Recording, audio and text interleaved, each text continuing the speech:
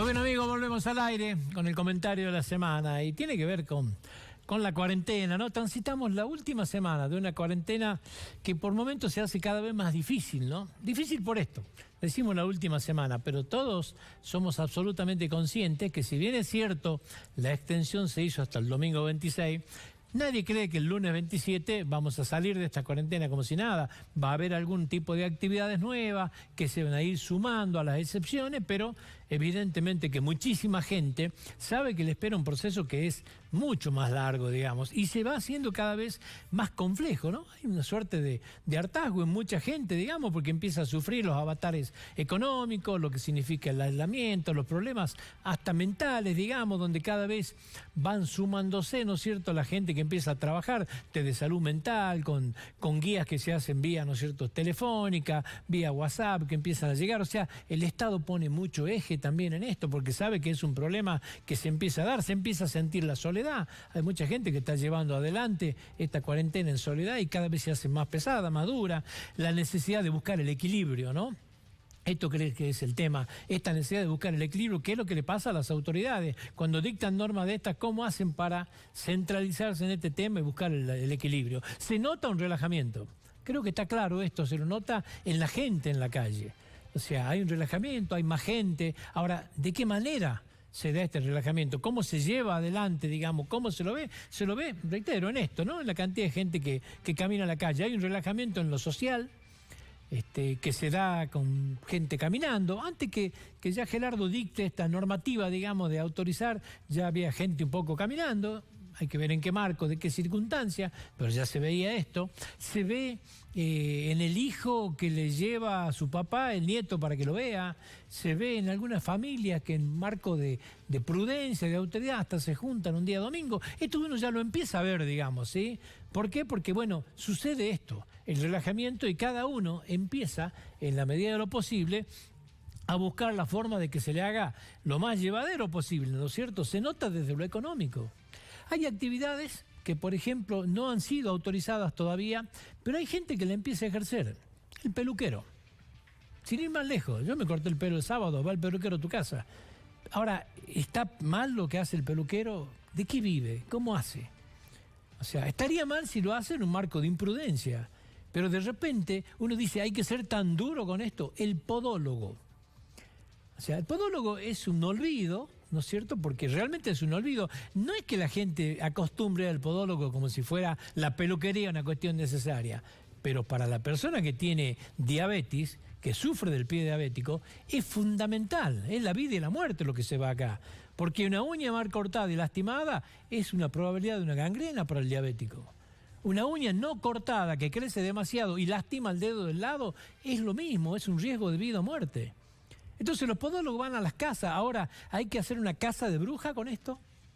Porque está buscando de qué vivir, de qué comer en el marco de una actividad que hay otro que también la necesita. Por eso digo, ¿cómo empezamos a ver este tema? Acá hay un relajamiento. Lo que antes parecía, decía, no. Claro, en la medida en que uno ve más gente en la calle, se anima un poco más y dice, ¿por qué no voy a ir 2 veces al día al supermercado? Y de paso camino, y hay un relajamiento en esto. Pero también se da en lo económico, en este tipo de actividades donde, reitero, buscar el equilibrio. La gente no tiene para comer, en muchos casos no tienen realmente para comer. Ahora, ¿qué hacer con esto? ¿Cómo buscar el equilibrio? Bueno, acá está lo que el gobernador Morales intenta hacer o va haciendo en mayor o menor medida. Quedó muy duro. Morales fue duro siempre. Fue el primero que dijo no hay clases. Fue el primero que dijo no a las fronteras. Fue el primero que mandó a la casa a todo el mundo de una manera rígida. La cuarentena siempre con el gobernador de Jujuy fue rígida. Y fue mirado por todos lados y muy criticado en muchos lugares. A veces hasta en exceso, cuando hablaba de poner faja en las casas. Bueno, hasta en esos excesos siempre ha sido un gobernador rígido, duro con esto, y los resultados están a la vista. Pero también hay que analizarlo desde el otro lado. Es el primero que autoriza a la gente a salir a caminar. O sea, la rigidez, evidentemente que el propio gobernador lo ha empezado a ver como una cuestión necesaria. ¿Cómo empezamos a trabajar la responsabilidad de la gente para empezar a soltar un poco, ¿no es cierto?, la rienda sobre esto? Ahora, ¿puede el gobernador decir abro la puerta? No, porque si no hay un desbande. Ahora, ¿cómo maneja ese equilibrio? Parece ser lo más difícil y lo viene haciendo bien. Fue el primero que llevó a las cuarentenas a los hoteles. O sea, no permitió ir a las casas. Este relajamiento en otras provincias, bueno, Jujuy no, Jujuy lo hizo de esta manera. O sea, pero reitero, hoy está en la etapa donde en el marco de esta rigidez empieza a ver cómo se hace. Dicta esta medida única del tema del DNI. ¿Sí? Usted puede salir lunes, miércoles, viernes, martes, jueves y sábado, el domingo no. Bueno, dictan esta medida. Que tiene falencia, que tienen todo. Hay que aclarar una cosa, es absolutamente restrictiva. Es restrictiva. Esto creo que está claro. Porque a mí, que decir, yo quiero ir al supermercado, que es una actividad que lo puedo hacer, o al almacén de mi barrio, ahora me están diciendo, pero no podés ir todos los días. Podés ir de acuerdo a tu documento el lunes, miércoles y viernes.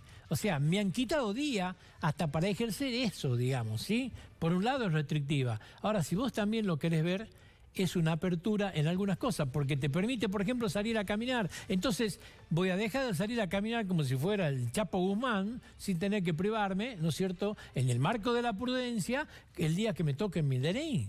O sea, lo que por ahí es restrictivo, por ahí también, si lo ejerzo con la responsabilidad que lo tengo que ejercer, se transforma en algo positivo, digamos, ¿sí?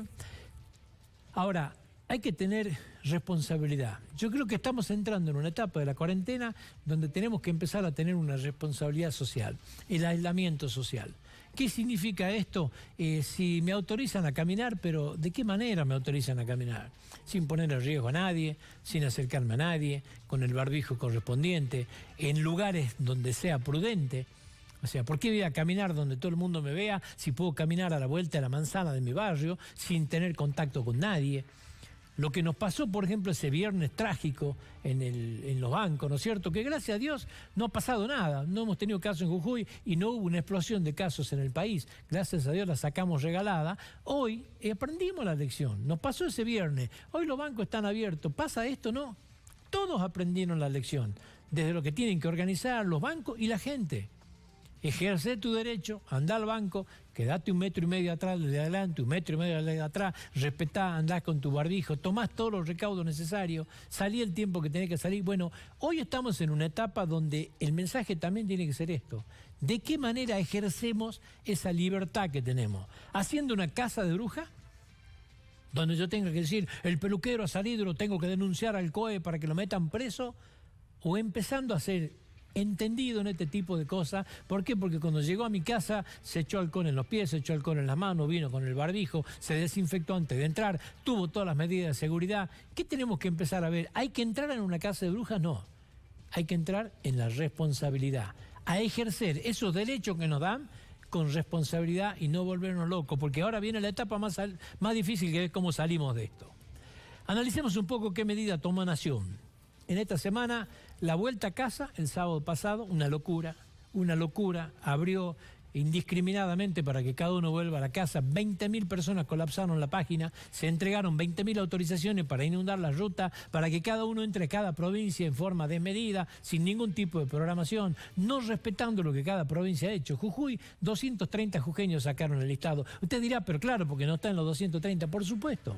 Por supuesto hay que ponerse en el lugar de esa gente, pero también hay que ponerse en el lugar de 30 días de trabajo, rígido, duro, preciso, donde hay una programación, donde hay un trabajo sanitario, es decir, donde Jujuy tendría que haberle dicho a Nación, yo puedo recibir 60 personas por día, porque es lo que puedo alojar en los hoteles y darle la seguridad necesaria, pero no me haga en forma indiscriminada, escúchame.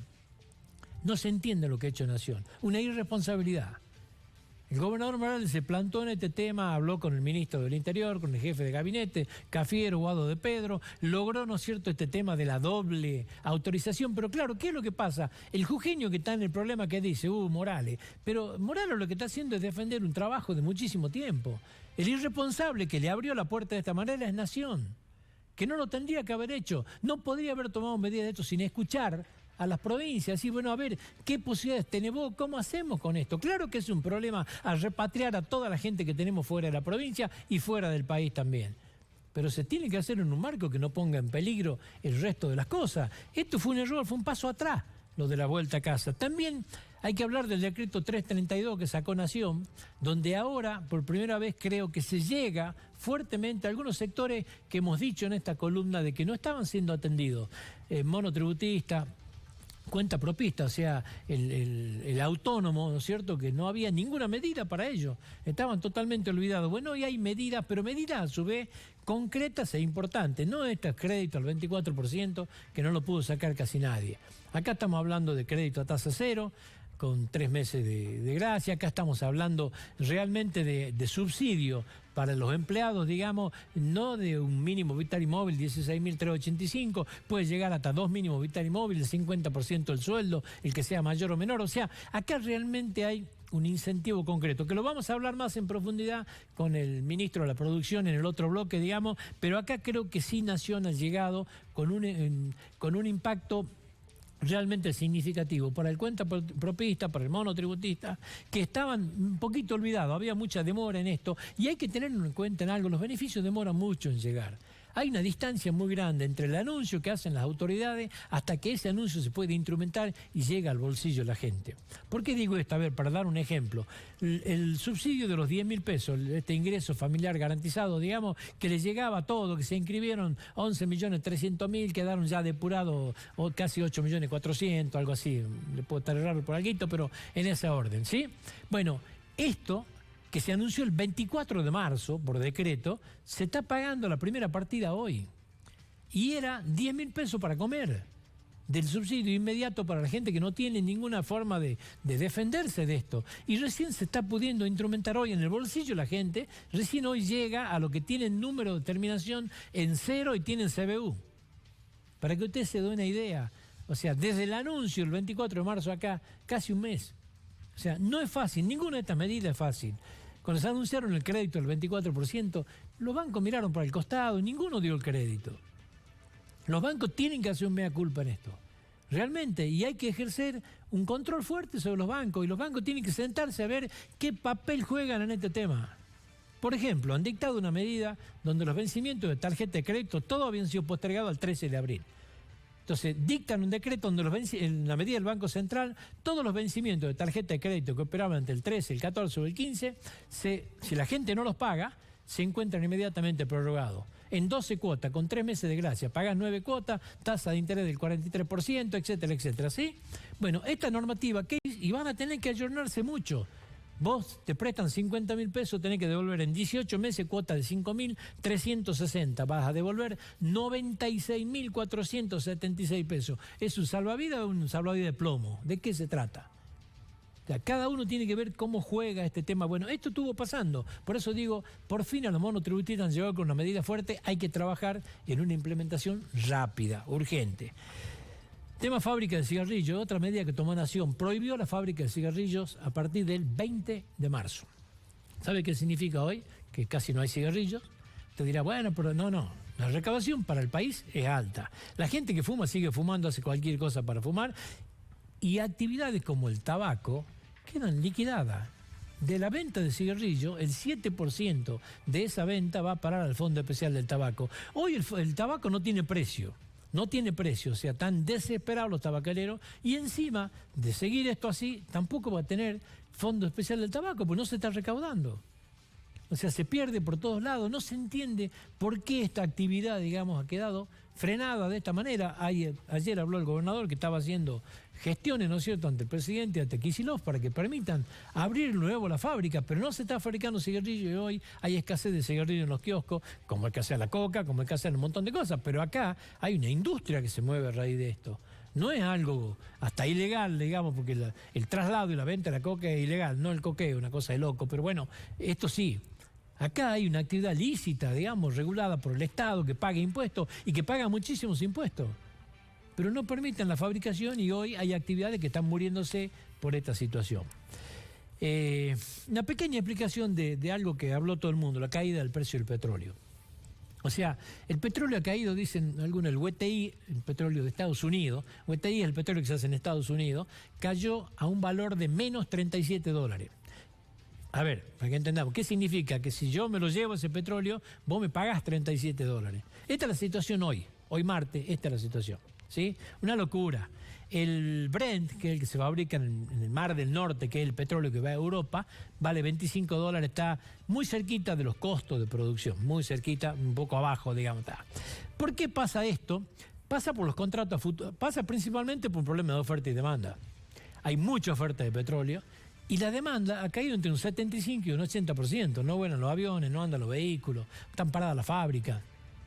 Evidentemente, la caída de la demanda y un exceso de oferta ha hecho esta explosión que no tiene antecedente en la historia, tiene precio negativo, hay que pagar para que se lo lleven. Ahora, ¿por qué se paga para que lo lleven? ¿Y por qué esto explota en el petróleo WTI en Estados Unidos? Porque no hay dónde guardarlo. O sea, se ha seguido fabricando, hoy hay un acuerdo, la demanda ha caído en 29 millones de barriles diarios, y el acuerdo que ha llevado a cabo Arabia, Rusia y Estados Unidos, los tres principales productores, es para reducir 10 millones de barriles diarios. O sea, hay una sobreproducción infernal, no hay dónde ponerla. El que se produce en Europa, el Brent, tiene cantidad innumerable de conductos que lo llevan, que hoy están oficiando de lugares de contención, hoy se lo guarda ahí. Esto no pasa en Estados Unidos, no hay dónde guardarlo. Entonces usted tiene un contrato de compra, ¿no es cierto?, un contrato de venta a plazo para mayo que vence hoy martes, casualmente hoy. Entonces, ¿qué es lo que pasa? Tiene que retirarlo porque hay un sistema financiero donde tiene que retirarlo sí o sí, se llama delivery. Como usted no tiene dónde ponerlo, lo obliga a retirar. ¿Qué es lo que hace? Tiene que pagarle a la persona para que se lo lleve, porque la fábrica ya no tiene dónde ponerlo, las refinerías no tienen dónde ponerlo. Esto está pasando y ha hecho que el precio caiga. ¿Va a durar esto? No. El mes que viene ya ha cambiado, ya bajan la producción, va a modificarse un poco y va a tener. Pero el petróleo va a seguir teniendo un valor bajo. ¿Esto va a hacer que baje la nafta? No, difícil. No creo que baje la nafta. Va a ser una cuestión imposible. Y un último comentario que tiene que ver con los números. Y con este mismo tema caen los biocombustibles. Porque claro, la nafta no tiene consumo, bajo un 80%, pero el 12% de eso está integrado por biocombustibles, ya sea de etanol con el azúcar o ya sea el que viene del maíz, que se usa en el gasoil.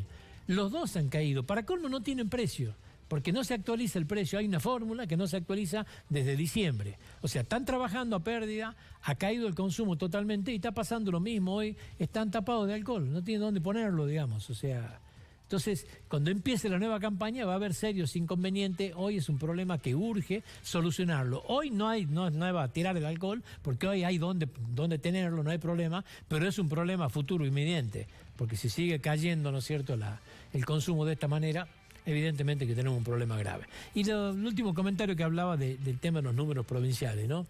El ministro presentó ayer los números del mes de abril. Los recursos provinciales están estimados en 303 millones, nada que ver con lo que fueron en otra época. La coparticipación, 2.830 millones, totaliza 3.133 millones. ¿Cuánto fue en marzo, 4.033, en febrero 4.697. Pero esto no es lo peor, porque presentó el ministro una proyección de los gastos de 5.071 millones de pesos en gasto. O sea, estamos hablando de un déficit de 1.376. ¿Por qué? Porque a esto hay que sumarle un ATN de Nación de 562. Son 1.376 millones de pesos que necesitan financiación. Ahora, en estos gastos de 5.071 no está pago a proveedores, no está obra pública, no hay nada. Es lo elemental para soportar la pandemia y pagar sueldo, prioridad número 1 hoy del gobierno de la provincia. O sea, para pagar solamente sueldo y lo mínimo indispensable de la pandemia, están haciendo falta 1.376 millones que hay que salir al mercado a pedirlo, ¿sí? O sea, es una situación límite la que vive la provincia, es la misma situación que vive la Nación, que cerró el mes de marzo con 125.000 millones de pesos de déficit. O sea, este es el momento que se vive, lamentablemente, en la actualidad, y donde la maquinita es lo que está dando sustento a este tema, pero también es lo que puede el día de mañana generar una inflación. Es el efecto negativo, ¿no es cierto?, de esta pandemia, la pandemia económica, como le llaman. Vamos a ir a la pausa, pero después vamos a ir a hablar con el ministro de la Producción para profundizar algunos de los temas que tocamos en este comentario.